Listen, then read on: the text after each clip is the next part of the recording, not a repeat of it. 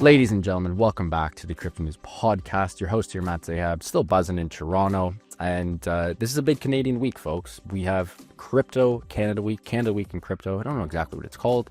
We have Blockchain Futures Conference. Shout out Tracy Leparulo and the Untraceable Inc. events team. They always throw absolute banger events, and they've been doing it for a long time in Toronto. And this year we have Consensus coming into town. I was in Austin, Texas last year for Consensus, and I saw a Toronto booth at the conference. I'm like, what the hell is my city doing in Austin, Texas? And I guess they wanted to get the crypto folks back in Toronto.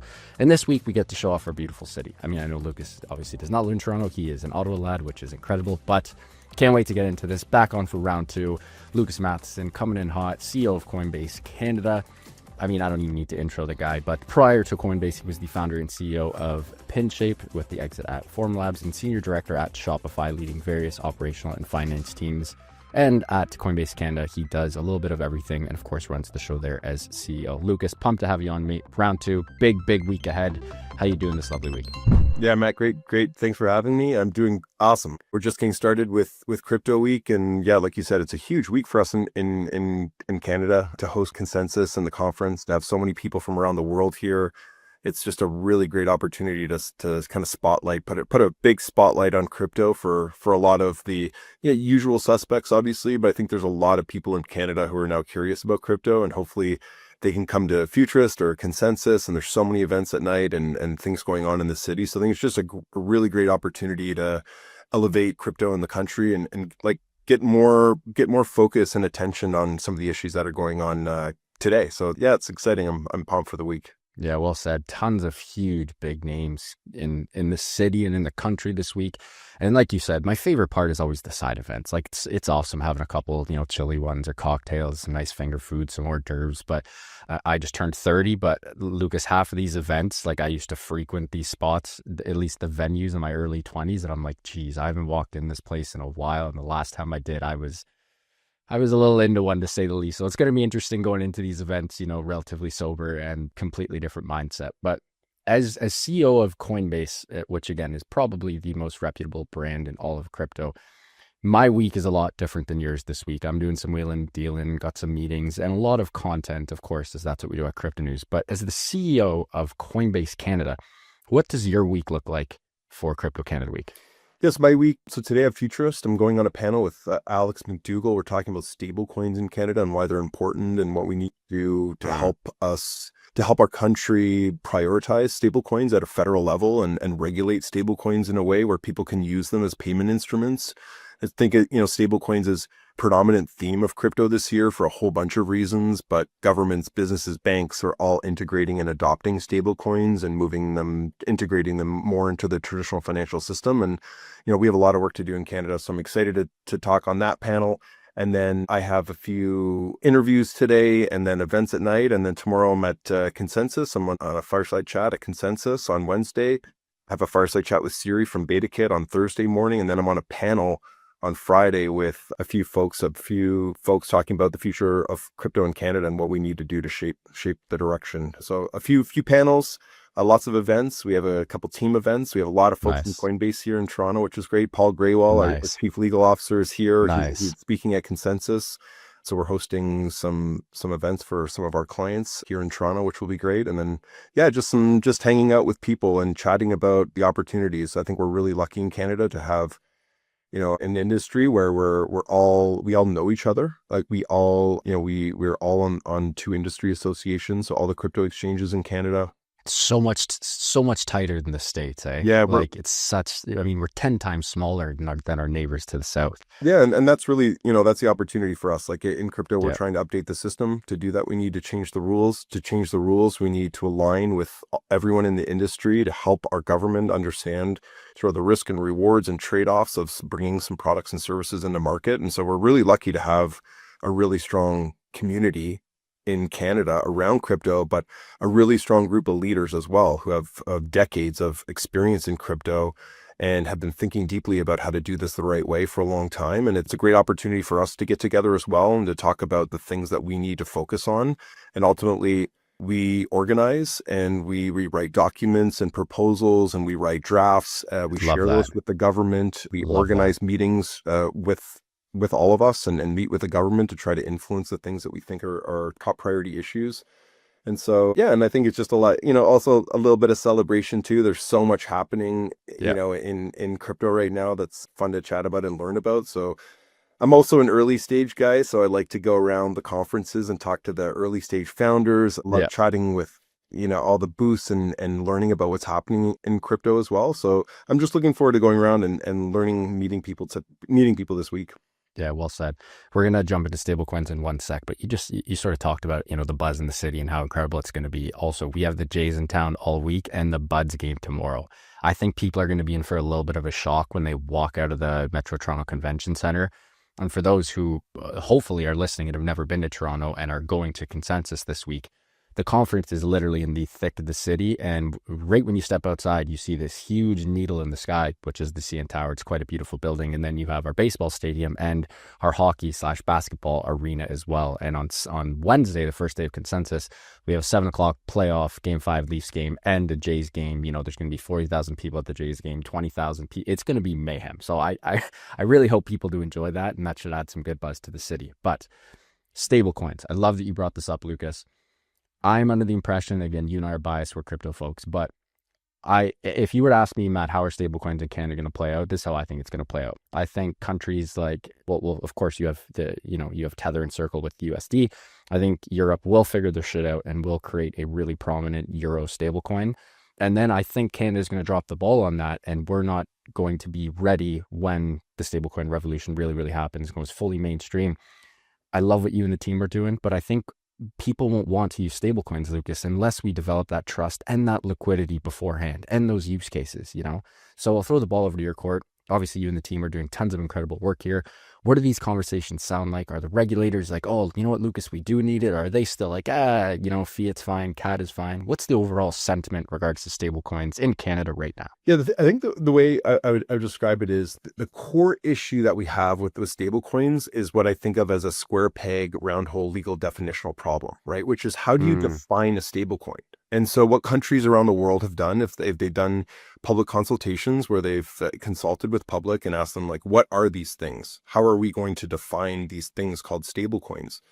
And most jurisdictions around the world have done public consultations and aligned around stablecoins being a payment instrument that should be regulated as such, as money. And the core issue that we have in Canada is that our securities regulators are securities regulators, and they view everything through the lens as a security. And when you think of stablecoins, stablecoins are not an investment, right? Which is the core sort of issue around defining these assets. If something is an investment, it falls under certain regimes or certain disclosures, requirements required to, sell securities in a company. Money is different, and is treated differently, and is regulated differently in Canada. And so what our industry has been advocating for years now is federal prudential regulation of stablecoins so that they can be treated and defined in Canada as payment instruments and used in things like the Retail Payments Activity Act, open banking, and regulated so that banks can integrate those stablecoins into the traditional financial system. And so right now we have securities regulators that are working through a securities regime, which means they effectively permit activities with exceptions, right? They work with crypto to enable crypto in Canada, and we're very fortunate to have regulators that permit us to operate under the supervision of regulators here legally. Like Coinbase Canada, as an example, is regulated and supervised by our government. We're the first international exchange to be registered in Canada. It's a significant effort to be registered. But ultimately, securities around the world, the direction of travel is that the stablecoins are effectively money. It's a form of money, and that should be regulated in a way that allows businesses and governments and individuals to be able to use them without the risk of facing the restrictions of investing in securities. And so we're really keen. And so what needs to happen in Canada for change to happen around stablecoins? Well, what we need a finance minister in Canada to direct a prudential regulator to take responsibility and ownership of stablecoins at a federal level. And we have not seen that in our previous administration. Our previous finance minister was not supportive of crypto, and we're very, hopeful, I think is probably the right word. We're hopeful. And I guess we're not hopeful. I guess the right word is we expect, right, that our new administration in Canada to take cryptocurrency seriously. And that's because the rest of the world is moving so quickly, right? The rest of the Exactly. world is adopting stable coins at a pretty fast clip. They're just last week, 2 weeks ago, the UK introduced stablecoin legislation. In the US, we're Yep. seeing stablecoin legislation. So we're seeing governments starting to define these things as types of money, e-money. They all have different ways of defining it. But at the end of the day, it's not a security. And so that's the priority for us here in Canada, is making sure that stable coins can proliferate and be integrated into the traditional system. And we're not, we have a lot of work to do. So and to your point, I think the other thing we need is a Canadian denominated stablecoin. And that's one of the things that Coinbase has been pursuing as a strategy all over the world, is supporting companies who are bringing stablecoins to market. And this week at Futurist, we'll be announcing that Coinbase has invested in Stablecorp, a Canadian denominated issuer of a Canadian stablecoin, to Let's bring go. QCAD to market. Let's go. Yeah, so we need a stablecoin here in Canada, and we need a stablecoin to be integrated into our traditional system. We need to bring it to 40 million Canadians and make it a normal, everyday part of day-to-day lives of Canadians over time. And to do that, we need a strong issuer with support of the industry and support of the government to do this in a safe, compliant way. And we think we're very close to doing that and on track to working with our regulators on a path to bring QCAD to market so that we can integrate it into the system. And then when you think of, I'm sure your listeners think like, well, what's going to happen afterwards once we have a stable coin in market? And so some of the benefits in Canada, like the obvious things, are remittance. So take Mexico as an example. So Huge. $63 billion of remittance were sent to Mexico, right, via stablecoins, just alone. So we're seeing tens of billions of dollars around the world being sent around the world for remittance. In Canada, we pay 6 to 12%. So Canadians are clicking buttons on their phone, sending money to their friends and family, and they're paying 6 to 12%. And the question now is like, would you click different buttons on your phone to send your family 6 to 12% more money a year? Right. And that's possible today. On Base, you can send money around the world for pennies, literally for pennies today. You can do this. So this is a technology that's available to Canadians. And I think anyone who's remitting money to friends and family would want to send 6 to 12% more money to them every single week, every single month, every single year. And so that is a pretty significant opportunity in Canada. I think foreign exchange is another big opportunity for a lot of Canadians. We pay an enormous amount of money in foreign exchange. It's an industry ripe for disintermediation by crypto, and I think margins will be crushed in foreign exchange over the next decade. What's the quote? Your margin is my opportunity. Like that, dude. That's right. Lucas, I used to work in FX. The spreads that we used to get. Oh my goodness. For the listeners, let me just give you a quick little TLDR. If Lucas or I go into the States and we want to, transfer 5K CAD to 5K USD, we're not getting any deals. We're not getting anything like that. You go through the bank, they're going to rinse you how it works. But if you are Coinbase Canada and you need to send money to a vendor in the States, or you just want to send Canadian dollars to US dollars for regular Coinbase, you can open up something like a forward future looking contract, it's options, whatever the case may be. But when a trader executes the trade, you get all that profit. So as a trader, you tell Coinbase, hey, I'm charging you 1%. But if you make 3% on that trade, you get that 2% on $10 million. That's a lot of money.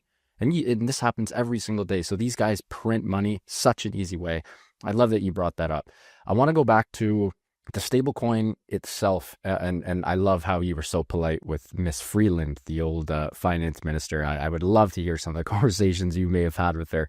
I'll say it right here. I'm not the biggest fan of her. I think she dropped the ball many times. I know you work very closely with regulators, but nonetheless, the new finance minister, whoever it may be, do you think that the government will want to adopt this? I know Pierre had a lot of, hey, we're going to be, crypto forward looking.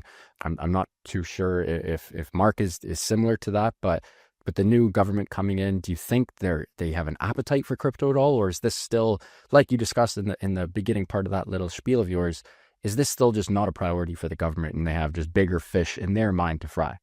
I think our previous government certainly certainly didn't prioritize crypto. That wasn't, every member of parliament I meet, I always ask them, is crypto on your top 50 list? Right? You say top 50? Yeah, top 50. And it rarely is on their top 50. Rarely. Oh. right? So, but to answer your question, I'm very optimistic about our new administration and Mark Carney's administration in prioritizing crypto. Why is that? Because I think the times have changed, right? I think when you look back over the last decade, crypto has been quite risky. It's been actually, when you think of the political risk and capital that a politician would need to take to support A lot. crypto, right? Yeah. Maybe 5 years ago or 10 years ago, it would be enormous.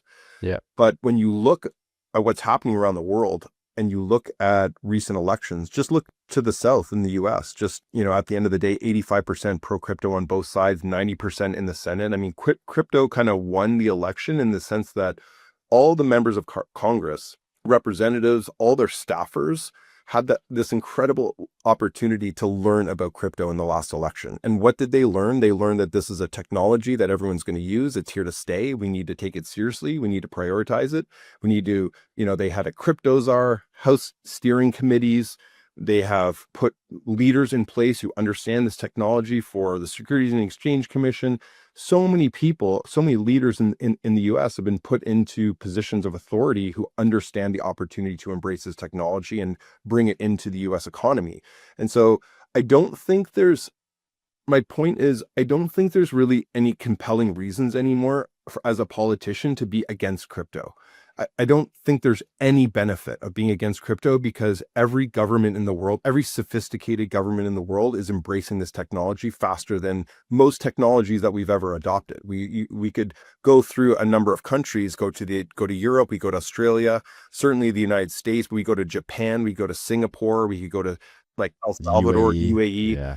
We could talk about all this legislation around crypto, but at the end of the day, look, when something's important, leaders put somebody in charge of it, right? That's what happens. Like at Coinbase, we call this a DRI. We have a direct responsible individual. So at Coinbase, if an executive identified a problem or an opportunity, they would say, we need to do this. Let's assign a DRI. Okay, Susie, you're the DRI for this. You're in charge of it. That's what happens in the world. Everything that's important, somebody's in charge of it. In Canada, nobody is in charge of crypto.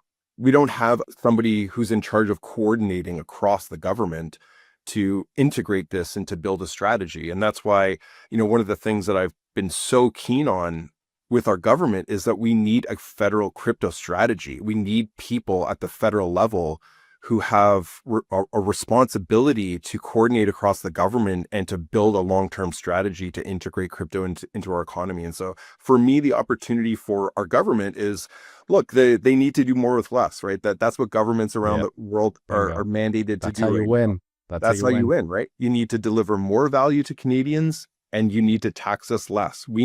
That's the success in government now. And I think people are starting to realize that governments are bloated. We need efficiency. And how do we do that? Well, in tech, we do that every single day. We go to work and we try to deliver more value for less, and we use technology to do that. And we expect the same from our government. And so in Canada specifically, I think one of the challenges has been that our government has not done well at prioritizing technology and integrating it into the services that it provides you and I as citizens. And the expectation from myself as a citizen is that our government takes technology seriously, because if we don't embrace technology like AI, like crypto, we will not be able to bring the efficiencies to our economies that are competitive with the rest of the world. And for your listeners at home, if you're new to crypto, a very basic way to think about this is if you own a business in Canada today, you pay a 3% tax to collect your revenue, right? That's how much you pay just to collect your money, 3%. So when you think of just the basic inefficiencies within the system today, the average business in Canada could be generating, 2.5% to 3% just in transaction fees alone to collect the revenue that they're earning. And if you're in business, you'll know that 3% is actually a big percentage of the overall profit margin that a business makes, right? If you're making 20%, right? That's a big chunk. It's usually on 30%. That's 10 ticks. Like that's a lot of friggin' money. That's a lot of margin. Yeah. So maybe like to wrap this up, like I think the opportunity for a government is strong. I expect, our Prime Minister, Mark Carney, was on the board of Stripe. Stripe has recently invested over $1 billion into stable coins. He's somebody who's been in the private sector. He's somebody who understands technology and understands growth. And I think now he'll have access to better information about what the rest of the world is doing, what other leaders around the world are doing with respect to crypto in their local economies. And so I know our industry is really keen to work with the new Liberal government. I know the cabinet's being decided today or announced today. And then mandate letters will be drafted and sent to the cabinet, directing the cabinet on the priorities of the government. And we are hopeful that crypto is included in a mandate letter to the finance minister to prioritize digital assets, stable coins, and crypto. Because, like I said, the time is now, and there's no reason not to. Well said. So many good points there. And first and foremost, one, I'm going to take this episode, I'm going to put on CDs, and I'm going to send 1 million, I'm just going to carrier pigeon and drone drop CDs right at Parliament. And hopefully they throw it in their, CD player on the way home. Or maybe we'll run some ads and just some geo-locked ads right on Parliament just for this episode so they can listen to this. Do you think they're going to be at consensus in Futurist this week? Absolutely. Our government will be a consensus in Futurist. But just to your point about how do we educate our government? How do we bring those CDs to members of Parliament? And it doesn't matter where you are listening to this around the world. If you haven't heard of Stand With Crypto, I'd encourage you to look into Stand With Crypto. Stand With Crypto has been launched in Australia, the UK, the US, and in Canada. We've launched it a few months ago, and it's been incredibly successful. And the idea is that you sign up as an advocate for Stand With Crypto, and our industry, we have partners. We have many partners across the whole country that are a part of Stand With Crypto. And the idea is that we connect members of Parliament with entrepreneurs in their local ridings who are building on chain, building real utility and products, so that members of Parliament can learn about not the speculation in the retail and the retail speculation that you hear about in the news, but the actual technology that's bringing utility and driving efficiencies in local markets in our country. And obviously, crypto is exportable to the world. I mean, this is an economic engine that I think Canada needs to prioritize. And so, yeah, I think that, Stand With Crypto is a big opportunity for us, and it's something that we're doing events all across the country. And the idea is that we can coordinate everyone who signs up on key issues when they come up. And Stand With Crypto will organize around specific issues and then organize around our base in Canada to write letters, to reach out to members of Parliament and start helping more members of Parliament get curious about the opportunity for crypto and embracing the technology in Canada. Well said. Lucas, you're on a roll here. Quick break, and we're going to jump right back into the show.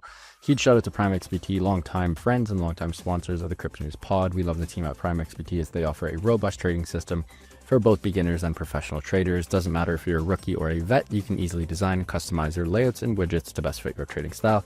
Prime XBT is also running an exclusive promo for the listeners of the pod. Use the promo code CryptoNews50. That's CryptoNews50, all one word, to receive 50% of your deposit credited to your trading account. Again, CryptoNews50, all one word, to receive 50% of your deposit credited to your trading account. And now back to the show with Lucas. You taught me something. Well, I mean, you every time we chat, you teach me many things, but a little off crypto subject that you just taught me. I did not know that Carney was a board member of Stripe. That is wild. I know he's a huge big dog banking wig kind of thing, but like, man, if he has Stripe secondaries or Stripe shares or Stripe options, oh my goodness, he must be printing.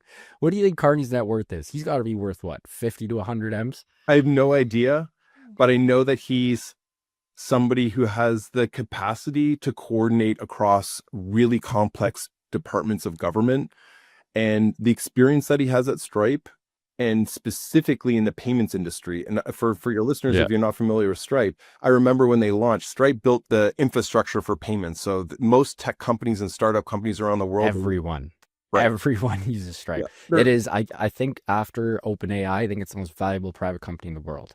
Yeah, they're the company that you use all the time that you don't know you use, right? Yes. They move money around the world, and they've integrated stablecoins into their network through a partnership. And that's just a huge signal in the market and a strong testament to just the natural integration of digital assets into the traditional economy. And those types of experiences, I expect our prime minister and his team to take advantage of, to prioritize growth. And that's the opportunity for us. And obviously the reason that we're excited to work with him and his administration. Well said. Last time we chatted, I mean, heck, we had such a good convo last time. I remember I was asking you about the banks and, would the banks just sort of go at the crypto companies like you guys? And you had a great response. And no, it's just all about working together. And the more crypto is mass adopted and your whole sort of thesis, not thesis is the wrong word, your whole narrative, Lucas, in the last podcast was all about education. You were like, if you don't educate people about why it's powerful, and about why it's useful and how it can make lives more efficient and more cost effective, they're not going to use it. And I love that you went into that. Present day, you and Coinbase in particular, I mean, I think you got some breaking news that you can tell in the pod as well. Maybe we'll save that for later. But besides sort of the regulatory stuff and the actual learning stuff and really just teaching, what are you guys focused on at the moment in, mid-May 2025?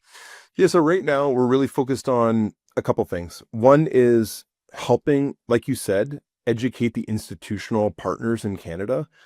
When you mentioned banks. So banks has been, when you think of the traditional financial system, bank has like a global sort of risk profile that they think of when they at a board level, they think of what is the risk that our banks want to take. And a lot of what we're trying to do is help banks reassess how they think about risk so that they can safely and securely and confidently and responsibly integrate crypto into their products and services and introduce them to their customers. Obviously in Canada, we have 5 banks that have 80% of the people, 90% of the money. They are the primary financial relationship. So banks in Canada have a primary financial relationship with Canadians. We all have one bank that typically most Canadians interact with.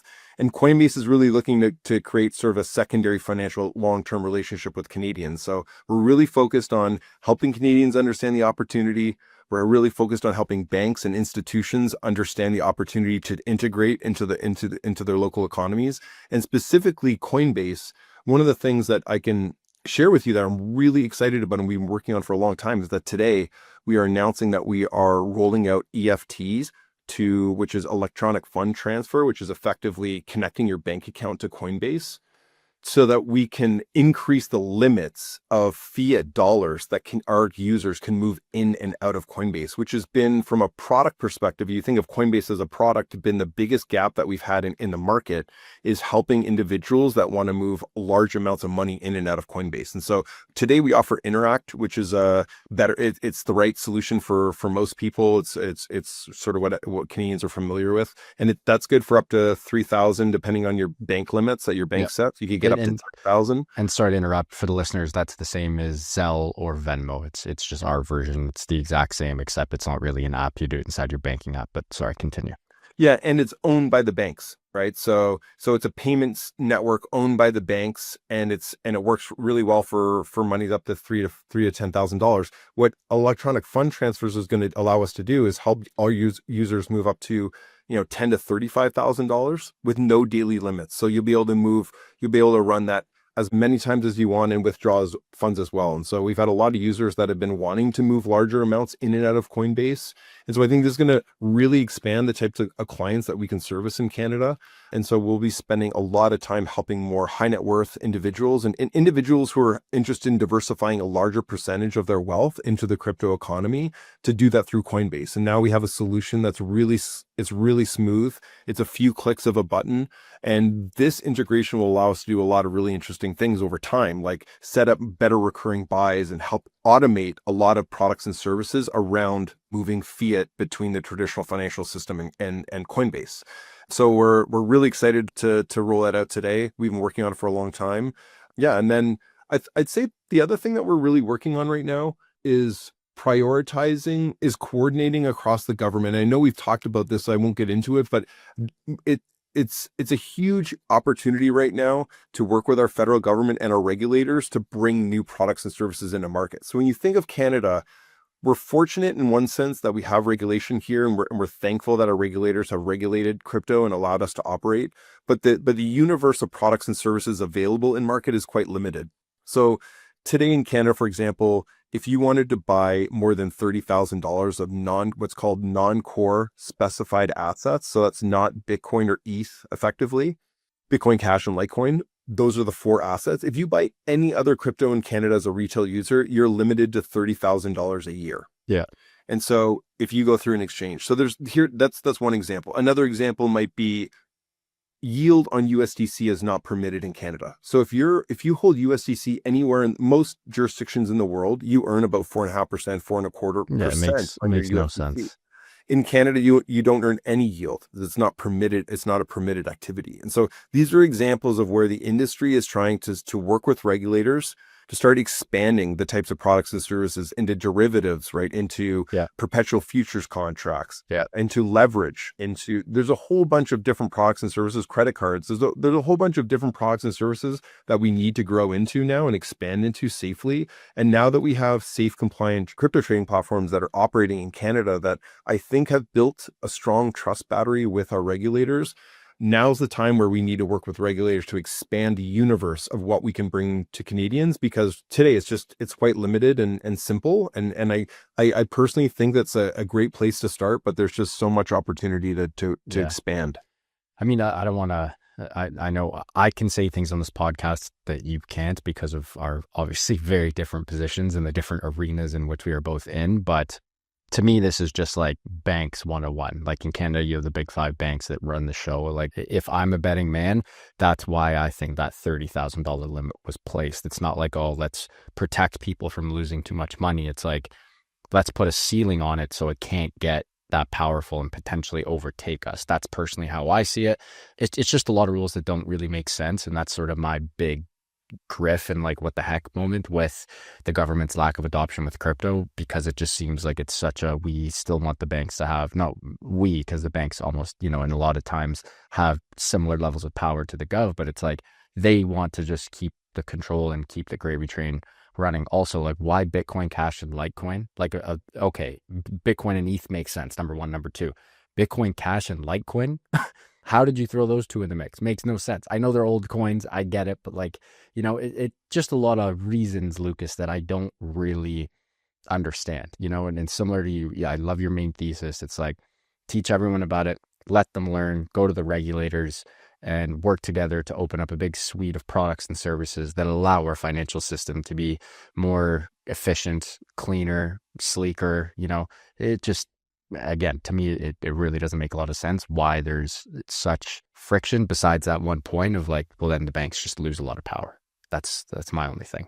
Look, I'll just say, as somebody, has been in this role for, 2.5 years now, working with the government for the first time in my life. I've always worked in tech and finance, but I'd never worked directly with the government. And I would just say, I genuinely believe that our regulators have Canadians' best interests in mind.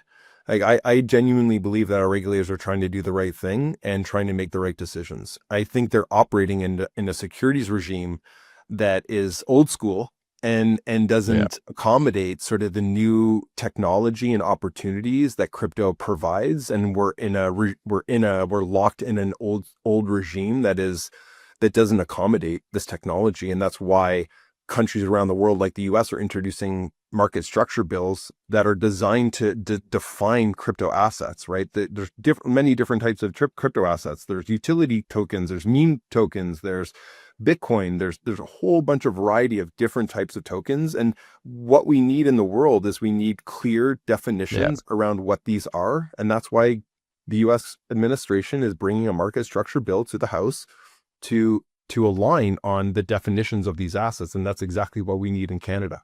Yeah. Well said there.